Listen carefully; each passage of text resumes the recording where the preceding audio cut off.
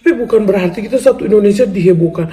Kenapa sih kita tuh seneng banget sama ramalan-ramalan, seneng banget.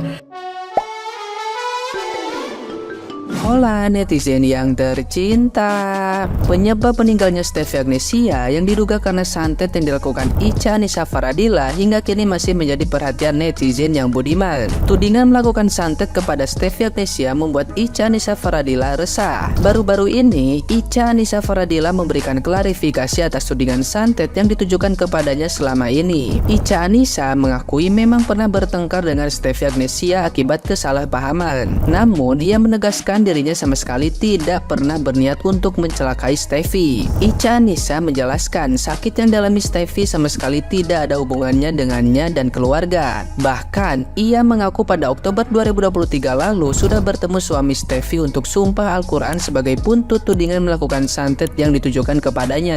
Icha mengungkapkan ia dan Steffi sudah saling berbaikan serta memaafkan segala perselisihan yang pernah terjadi. Tidak hanya itu, unggahan tentang santet yang diunggah Steffi juga sudah dihapus di salah satu media sosialnya. Namun sayangnya video tersebut belum sempat dihapus di salah satu sosial media milik Steffi sehingga menimbulkan kegaduhan. Lebih lanjut, Icha Nisa menuturkan dirinya melakukan klarifikasi karena tidak ingin tudingan santet tersebut merugikan suami, anak, dan keluarganya. Video klarifikasi tersebut kini telah mendapat berbagai reaksi dari netizen yang berbakti. Banyak netizen yang budiman bingung mengapa Icha Nisa Faradila tidak melayat meski mengaku sudah berbaikan.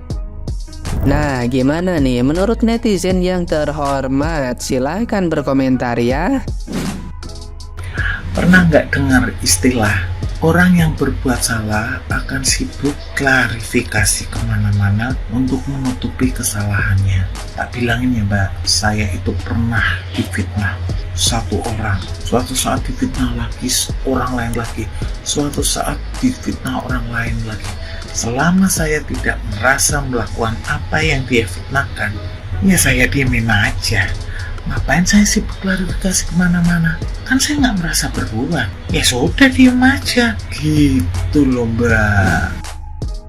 Assalamualaikum warahmatullahi wabarakatuh. Di sini saya mau berkomentar tentang klarifikasi. Saya ingin menceritakan bahwa saya tidak melakukan hal-hal yang sudah dilakukan. Maaf keceplosan.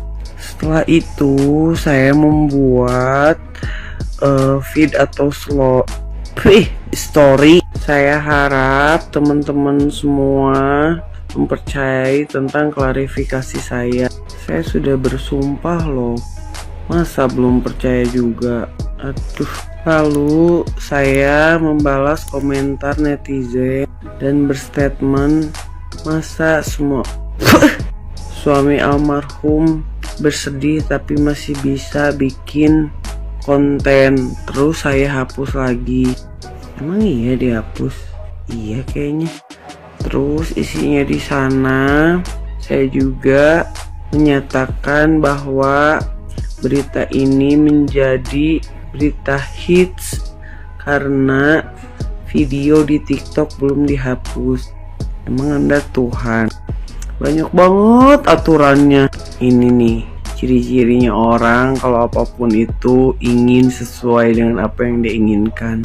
Hai sayang, sini aku kasih tahu. Kita hidup di dunia ini memang sewajarnya mempunyai keinginan apapun yang kamu mau. Tapi yang harus kamu tahu, enggak semua yang kamu mau itu bisa orang lakuin. Kamu mau dateng, tapi katanya nggak dikasih izin ya, atau nggak dikasih welcome sama keluarga almarhum.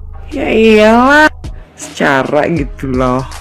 Baru aja beritanya keluar, udah alhamdulillah manjur. Lupa lagi. Jadi gini loh mbak, kenapa matanya kedip-kedip gini ya? Emang mbaknya tuh siapa? Harus ngatur-ngatur orang. Nggak boleh komentar negatif, nggak boleh mikir negatif, nggak boleh orang juga bikin cerita tentang kehidupannya sampai harus dihapus-hapus. Bilangnya yang mati tinggalin fitnah. Santai aja cuy. Sampai keselak gue. Horor banget sih. klarifikasi kayak lagi baca sumpah orang-orang yang pada pinjam uang negara yang di pedesaan gitu, apa sih namanya, berjanji guys. Udah baca masih aja salah-salah, gatel gue.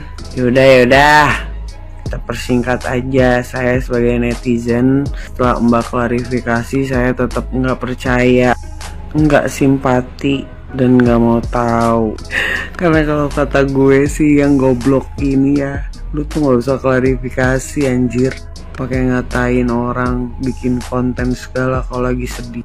Lah orang sedih, lu ribet amat bikin status sama cuci tangan, pembelaan diri, giringan opini gitu.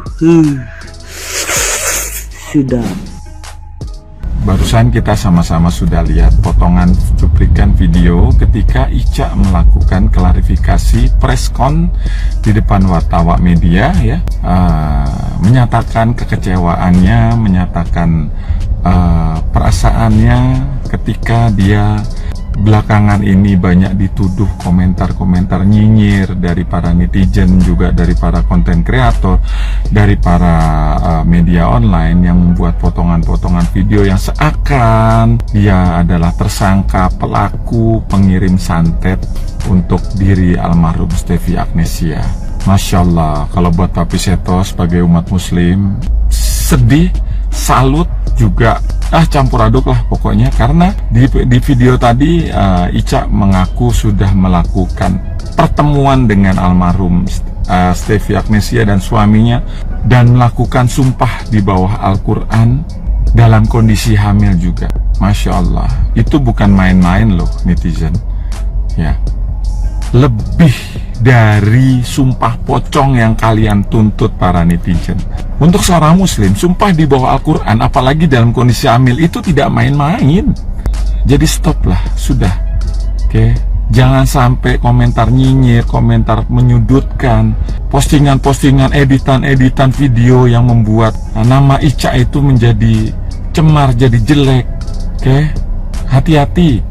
Bisa jadi blunder, bisa jadi bumerang buat kalian semua, karena ada undang-undang ITE dan undang-undang pencemaran nama baik. Itu aja yang harus dijaga. Oke, ini Indonesia negara hukum. Jadi Papi amat prihatin ya. Papi tidak di pihak almarhum Stefi Agnesia maupun di pihak Ica, tidak. Papi hanya di pihak spiritual ya. Papi spesialisasi Papi penanganan pengobatan santet dan ASEAN pelarisan. Jadi Papi tahu siapa pelakunya. Tapi itu akan jadi rahasia Papi dan Allah. Pelakunya bukan Ica, laki-laki. Oke, tapi itu akan jadi tetap rahasia Papi sama Allah ya. Segitu aja edukasi dari Papi. Oke, assalamualaikum warahmatullahi wabarakatuh. Salam putih dari Sobat Putih. Sebelumnya saya turut berduka cita atas berpulangnya almarhumah Stefi. Tapi saya tidak menyoroti peristiwa kematiannya, tetapi saya mau menyoroti sebuah hal yang menurut saya ya, bangsa kita tuh sepertinya butuh masyarakat yang pemikirannya sudah maju gitu. Karena kalau masyarakatnya masih pikiran primitif dalam pengertian udah tinggal di kota, orang kaya, tapi masih percaya dukun, masih percaya santet-santet. Oke, hal-hal tersebut tuh ada, tetapi kan sulit divalidasi seperti itu. Sulit divalidasi, dan itu cuma nama-nama kericuhan. Kalau cuma omongan tetangga ke tetangga sih nggak masalah. Kalau satu Indonesia dihebohkan karena urusan santet menyantet, padahal kita nggak tahu buktinya, menurutku itu agak mundur ya cara berpikirnya gitu. Lagian saya tidak membela perempuan yang sedang klarifikasi, dan menurut saya kalau dia sudah klarifikasi ya udah diambil aja bener. Nanti kan kalau misalnya bener dia bisa melakukan itu, yaitu konsekuensi yang harus dia temukan juga di masa depan hidupnya gitu. Tapi bukan berarti kita satu Indonesia dihebohkan. Kenapa sih kita tuh seneng banget sama ramalan-ramalan, seneng banget. Kenapa kita tuh nggak percaya Tuhan? Kalau kita tuh percaya Tuhan satu-satunya, itu hal-hal itu nggak boleh ada dalam hidup kita, apapun agamanya. Kecuali kita nggak beragama. Kita nggak beragama ya udah, agama kepercayaan kita, misalnya ke dukun. Jadi kalau ada orang beragama terus masih ke dukun, percaya yang begitu-begitu, aduh, menurut saya itu kemunduran, sangat mundur. Indonesia ini butuh masyarakat yang pikirannya maju, termasuk tidak yang kayak primitif-primitif, percaya hal-hal seperti itu, ramalan-ramalan. Dan menurut saya itu agak menyedihkan ya, agak menyedihkan. Kalau benar, kalau nggak benar, kasihan loh keluarganya yang perempuan tadi itu, kasihan banget gitu, kasihan gitu. Dan menurut aku, coba itu kalau terjadi dalam hidup kita, dikucilin di masyarakat secara media sosial, apalan dan lain sebagainya. Mari kita berpikir lebih maju sedikit ya, bahwa kecuali ada buktinya dan itu terjadi. Dan saya menyarankan untuk kalian yang kepo-kepo, penasaran, coba kalian wawancara deh dokter yang menangani di rumah sakit. Apakah betul yang bersangkutan benar-benar mati, tidak ada penyakit seperti itu? Menurut saya ada beberapa keterangan dari teman-teman dekatnya sudah menyatakan bahwa beliau mengalami penyakit yang parah seperti itu. Dan udahlah, gara-gara komentar-komentar kita, orang yang berduka terganggu, orang yang dituduh juga terganggu. Kenapa sih?